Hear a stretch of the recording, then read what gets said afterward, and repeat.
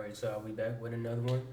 Today we finna be reacting to 4 most disturbing Reddit confession posts from Chillin' Scares. Alright? Finna be on that horror side today. On May 8th, 2025, a Reddit user asked a grim yet straightforward question on r/AskReddit, stating, "What is the most messed up thing you have ever done?" Initially, replies to this were filled with either obvious jokes or relatively tame confessions involving relationship drama.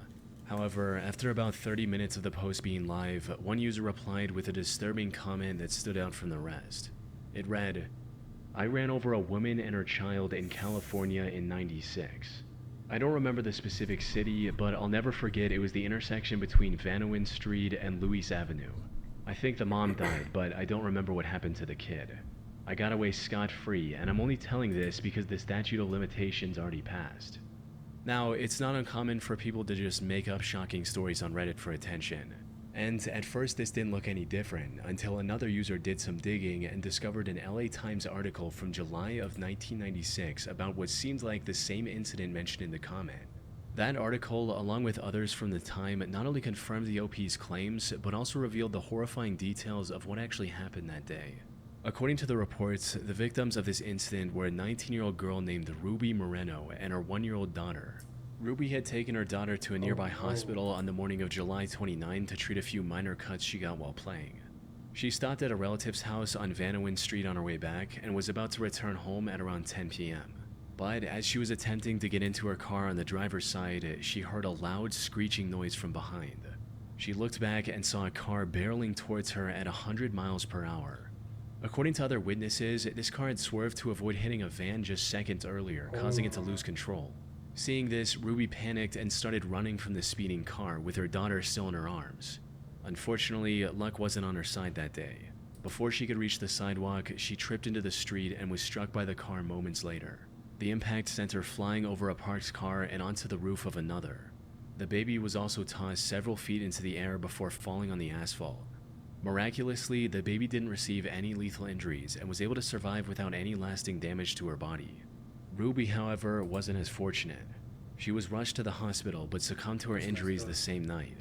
As for the driver that hit her, witnesses reported him trying to flee the scene, hitting another parked car and then a curb before successfully getting away. And from everything I could find, the perpetrator was never identified or arrested. So, if this Reddit user was telling the truth, there's a real chance he was the driver behind the brutal hit and run nearly 3 decades ago. The report from 1996 also mentioned that the driver was likely intoxicated due to the way he behaved after hitting Ruby. And when asked, the user admitted that this was the case. "Were you drunk at the time, as the article says, or were they wrong about that?" "Inebriated, sure. More high than drunk. I was on a lot of junk back there."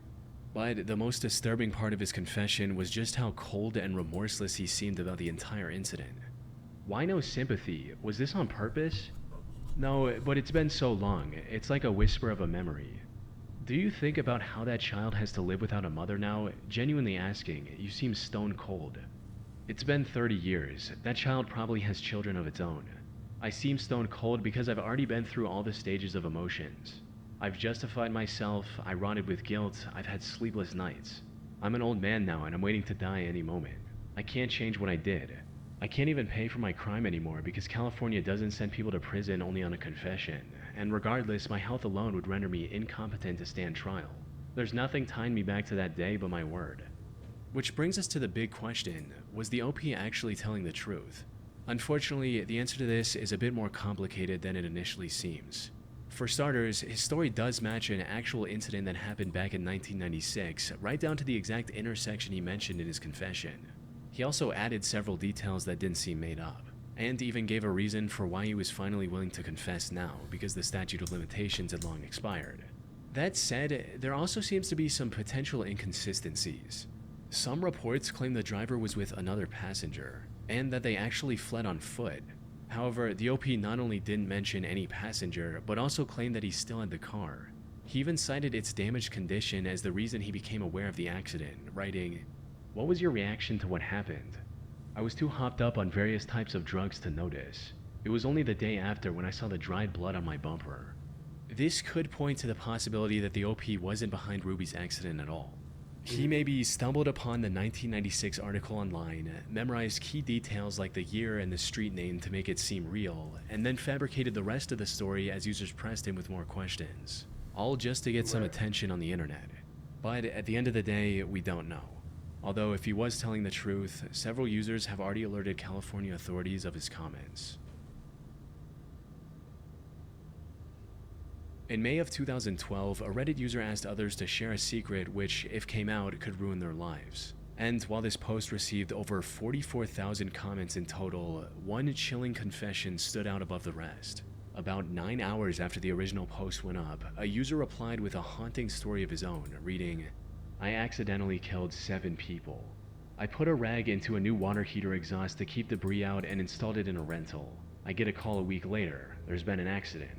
I show up and there's a ton of EMS and police.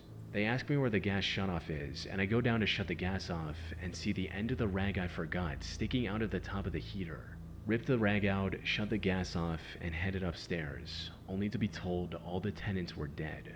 I drink all day now and sleep. It's killing me from the inside every single day, but if I say anything, my family is ruined. We have a bunch of rental properties and we'd be shut down." This reply caught the attention of thousands of other users who wanted more details on what exactly happened. Unfortunately for them, the account that posted this was a throwaway, and the OP didn't post a single comment after that, possibly to avoid incriminating himself any further.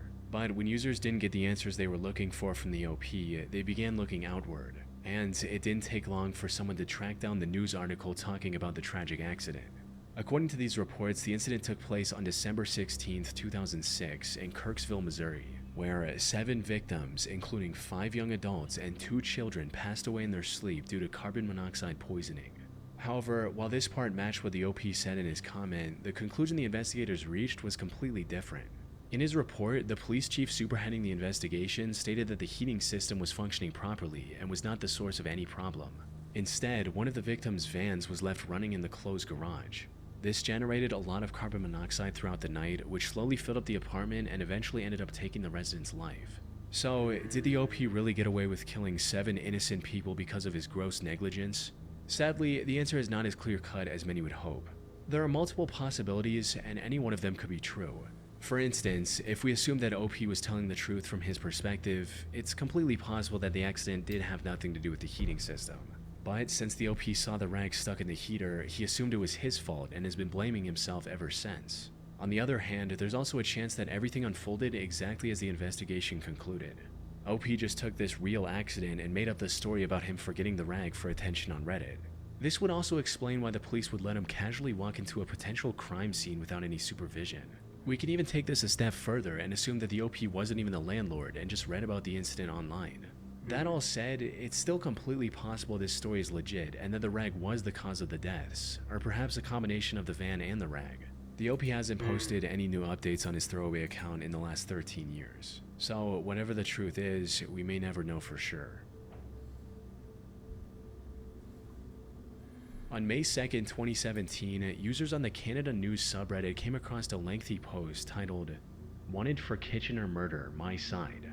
This was a reference to a horrific murder that took place in Kitchener, Canada just a few days earlier. And to everyone's shock, this post was written by the prime suspect, Ager Hussein. He was still on the run but wanted to tell the internet what exactly happened on the night of the incident. However, what seemed like a desperate attempt to share his side of the story would later turn out to be a part of his plan to evade the consequences for his actions. Though the events that led up to this started 15 months earlier in February of 2016, when 21-year-old Ager Hussein met 21-year-old Melinda Vasilier in Kitchener. The two quickly became infatuated with one another and began dating just weeks after their first encounter. However, while things went quite well for the first year or so, the two eventually started bickering and fighting with each other. This resulted in the two breaking up in April 2017 via text, and that's when things took a turn for the worse. Not long after their breakup, Ager attempted to break into Melinda's home through her patio, but was spotted by her friend Anna and her boyfriend. They also called the police on him, forcing him to leave Melinda alone. However, he kept texting her even after this incident, asking to meet her at least one last time. She eventually agreed and invited him to her home, hoping to talk things through and end the relationship on respectful terms. They decided to meet on the night of April 27th, but when the time came, Ager didn't show up. Melinda had asked her friend and sister to stay with her at home while Ager was visiting.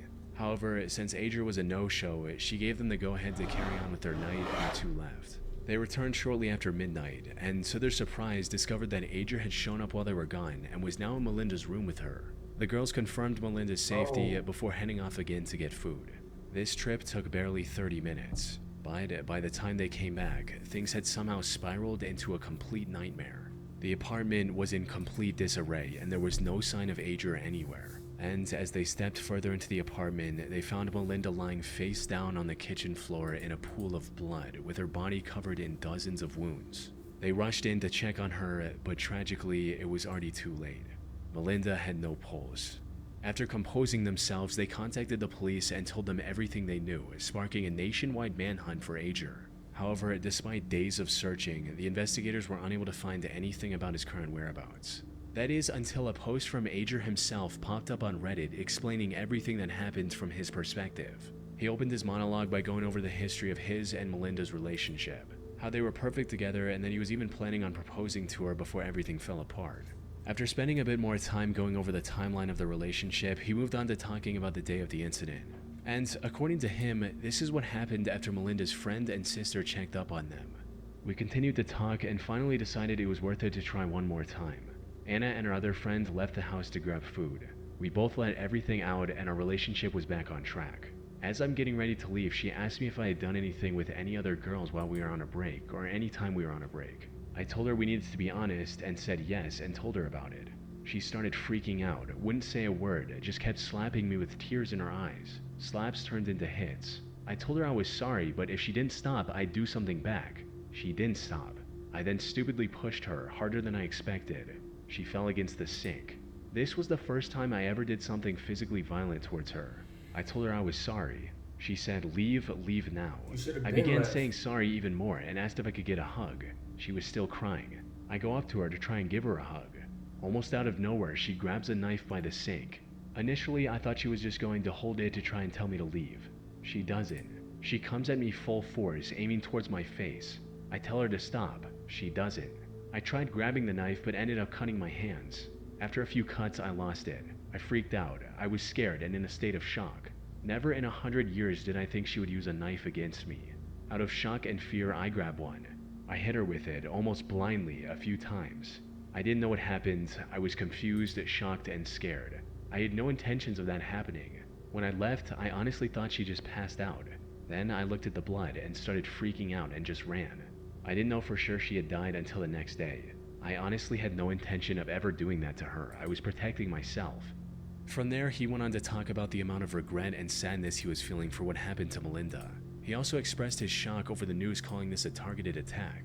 Now, on their own, these look like the words of a man desperately trying to clear his name after an accident, when in reality, every word in this post was carefully selected by Adria to make himself look as innocent as possible. For instance, he claimed that Melinda often slapped and hit him near the beginning of his story, so that it doesn't seem suspicious when he mentions it later. When, according to people who knew her, Melinda was extremely sweet and had no violent tendencies. Adria also downplayed the break-in attempt, claiming he merely visited her house to talk, and even left out the part about Melinda getting a restraining order against him following that incident. He also mentioned that he swung his knife just a few times in self-defense, when in reality, autopsy results showed a staggering 47 different wounds on her body. Luckily, by this point the police knew that he crossed the border a few hours later and was now hiding in the US. And while it did take them a few weeks to pinpoint his location, they were eventually able to arrest and charge him with the murder of his once girlfriend. Further investigation also revealed other twisted methods he tried to seem more innocent, like sending a message to Melinda saying, "Nice seeing you tonight, glad we worked things out. Anyways, see you soon," hours after committing the crime. He stood trial on October 2023, where the jury concluded his motive boiled down to, "If I can't have you, no one can." He was given a life sentence with the possibility of parole after 16 years. On June 7, 2019, a throwaway account made a post on the Confessions subreddit claiming to be responsible for the deaths of several people. The post opened with the OP talking about his life goal 4 years ago, how he didn't get stuck in a 9-to-5 cycle, so he came up with a different business plan, selling substances. However, this really didn't work out as well as he'd hoped. He hated meeting people in person and was constantly afraid of someone finding out who he was and where he lived. But then he learned about a popular marketplace for illicit substances on the dark web and started using that to conduct business. Things were going well, and even upgraded from selling just 3 substances to shipping several much more potent options as well. Unfortunately, what started as a major boom for his business turned into a massive disaster when he accidentally sent the wrong items for a few orders, stating, "I put all my addresses into an Excel spreadsheet along with their name, zip code, order, along with the amount. At the time, I was selling some super white powdered the was also a white powder. Very similar consistency. Long story short, my Excel messed up or I messed up, and about 7 people's orders were filled in as orders. They all went out. I didn't notice and kept doing my thing for a few days. After about 5 days, someone contacted me and told me their friend died from my I immediately called BS and went to check my order log and scale up how much I had of my left. Well, I had about 11 grams more than I should have. I still don't know how it could have happened. I wasn't a user, but I definitely was high." Put simply, the OP accidentally sent a much harder substance to his customers. And while I can't mention its name on YouTube, it is known to be extremely lethal in even relatively small quantities. He later searched the names of these customers online and discovered that at least 5 of them had passed away due to his mistake. The sheer gravity of his actions prompted him to immediately abandon the drug trade and rebuild his life, stating, "I immediately deactivated my vendor account. I didn't even need confirmation. I knew what happened. I knew I just killed several people. I sold the rest of my drugs, converted my Bitcoin to cash, and moved away. Didn't speak to anyone for weeks. Found a job in a restaurant, living in a city I always wanted to. I haven't touched drugs since that day. I haven't had anything to do with that life since then." However, the OP ended the post by claiming that, despite getting as far away from his old life as he possibly could, the guilt of being responsible for so many lost lives still weighs heavily on him, and that the only reason he confessed everything on Reddit was to finally get it off his chest, hoping it might bring him some sense of relief. Now, whether this actually helped him feel any better or not is completely unknown. This was his first and last post from this account, and he hasn't posted any updates since. As for if he was actually telling the truth, that much is uncertain. It's near impossible for me to track down any news articles about his unfortunate customers, given that over 100,000 people every year lose their lives from that same substance. That said, many users in the comments believe the story was genuine, and some even express sympathy for the OP's situation, though I doubt we'll get any concrete answer on this confession's legitimacy anytime soon.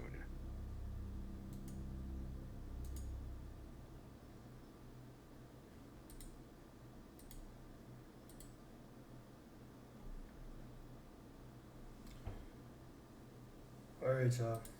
Stay tuned for the next one.